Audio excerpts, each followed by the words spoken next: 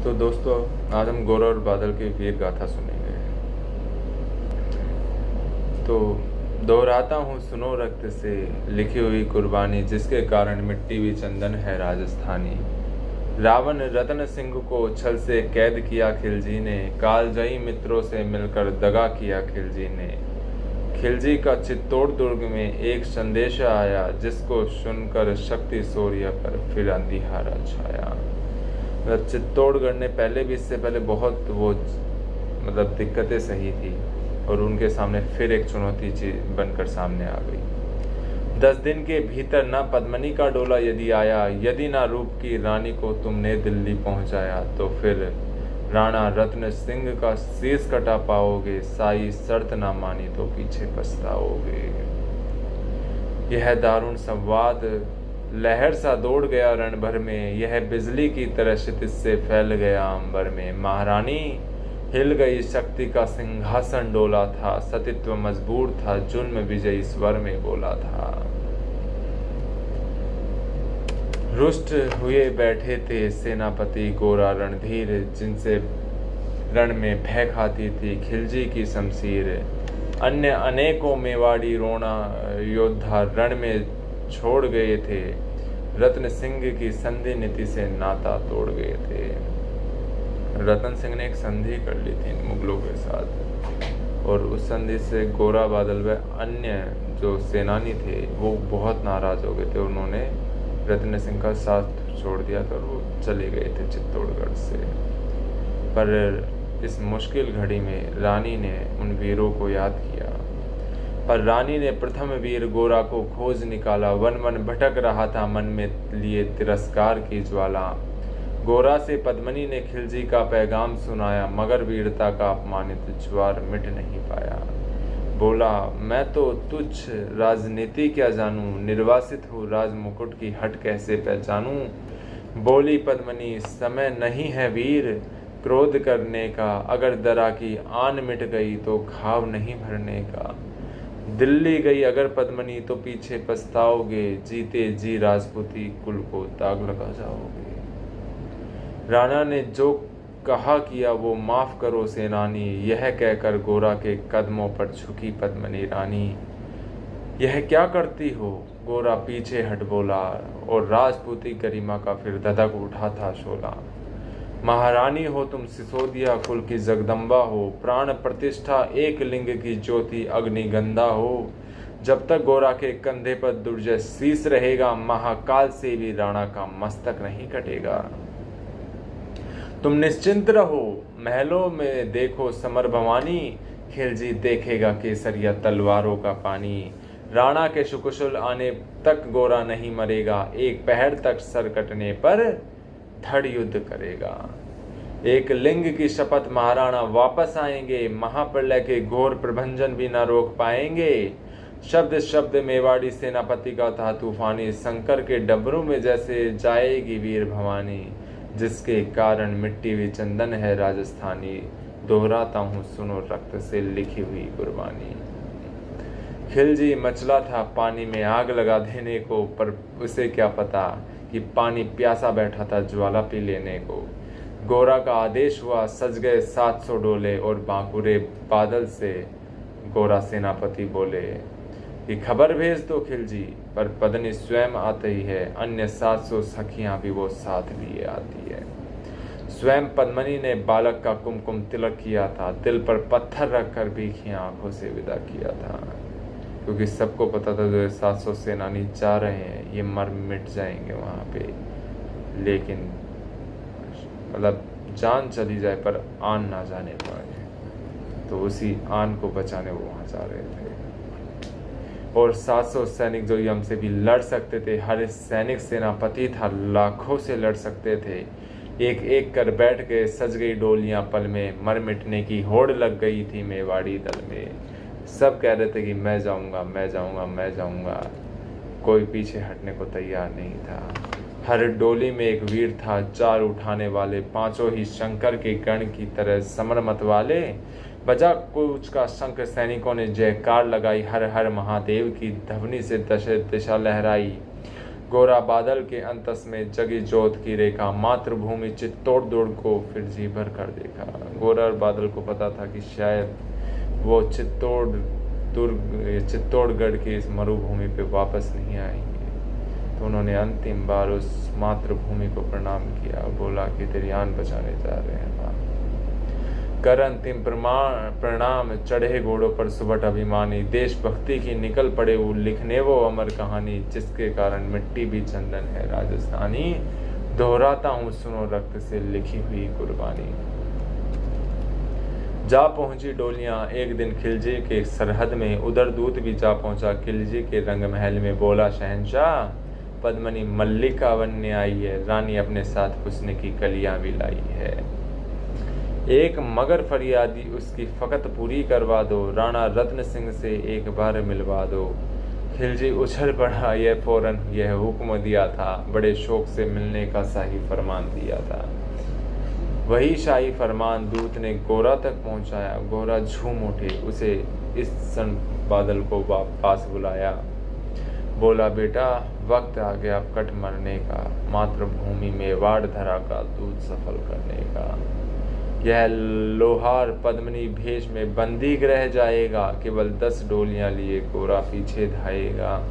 यह बंधन काटेगा, हम राणा को मुक्त करेंगे, घुड़सवार कुछ उधर आड़ में ही तैयार रहेंगे। जैसे ही राणा आए वो सब आंधी बन जाए और उन्हें चित्तौड़ दुर्ग तक वो सकुशल पहुंचाए। अगर भेद खुल जाए वीर तो पल की देर न करना, और शाही सेना पहुंचे तो वीर बढ़कर रण करना। राणा जाए जिधर शत्रु को उधर न बढ़ने देना, और एक यवन को भी उस पथ पांव न धरने देना। मेरे लाल लाडले बादल आन न जाने पाए, तिल तिल कट मरना मेवाड़ी मान न जाने पाए।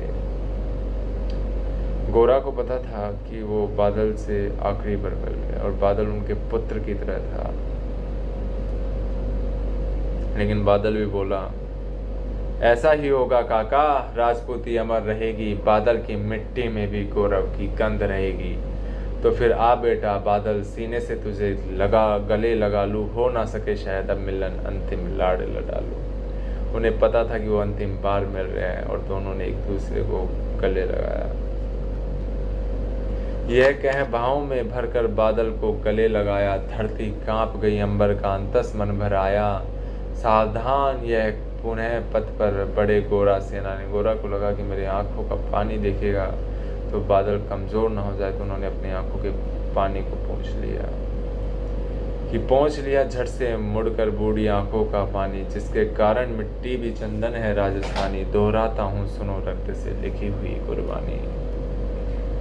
गोरा की चातुरी चली, राणा के बंधन काटे, छांट छांट कर शाही पहरेदारों के सर काटे। लिपट गए गोरा से राणा, गलती पर पछताए, सेनापति की नमक हलाली देख नयन बनाए। राणा रतन सिंह को अपनी गलती का एहसास हुआ कि जिन व्यक्तियों को मैंने निकाला था आज वही अपनी जान की बाजी लगाकर मेवाड़ी आन बचाने आए और मुझे यहाँ से रिहा कराने आए हैं। पर खिलजी का सेनापति पहले से ही शंकित था, वह मेवाड़ी चट्टानी वीरों से आतंकित था। अब जब उसने समझ लिया समय पद्मनी नहीं आई है, मेवाड़ी सेना खिलजी की मौत साथ लाई है। पहले से तैयार सैन्य दल को उसने ललकारा, निकल पड़ा टिड्डी दल, रण का बजने लगा नगाड़ा। दृष्टि फिरी गोरा की मानी, राणा को समझाया, रण मतवाले को रोका, जब रंजित तोड़ पठाया। राणा चले तभी शाही सेना लहरा कर आई, खिलजी की लाखों नंगी तलवारें पड़ी दिखाई। खिलजी ललकारा दुश्मन को भाग न जाने देना, रत्न सिंह का शीश काट कर ही वीरो दम लेना।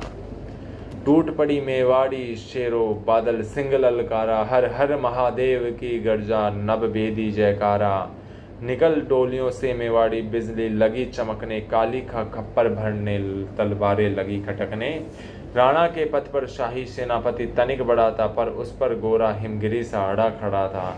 कहा जफर से एक कदम भी आगे बढ़ न सकोगे, यदि आदेश न माना तो कुत्ते की मौत मरोगे। रत्न सिंह तो दूर उनकी छाया न तुम्हें मिलेगी, दिल्ली की भीषण सेना की होली अभी जलेगी। यह कह के महाकाल बन गोरा रण में हुंकारा, लगा काटने शीश बही समर में रक्त की धारा। खिलजी की असंख्य सेना से गोरा घिरे हुए थे, लेकिन मानो वे रण में मृत्युंजय बने हुए थे। पुण्य प्रकाशित होता है जैसे अग्नि पापों से फूल खिला रहता है संख्य कांटों के संतापों से।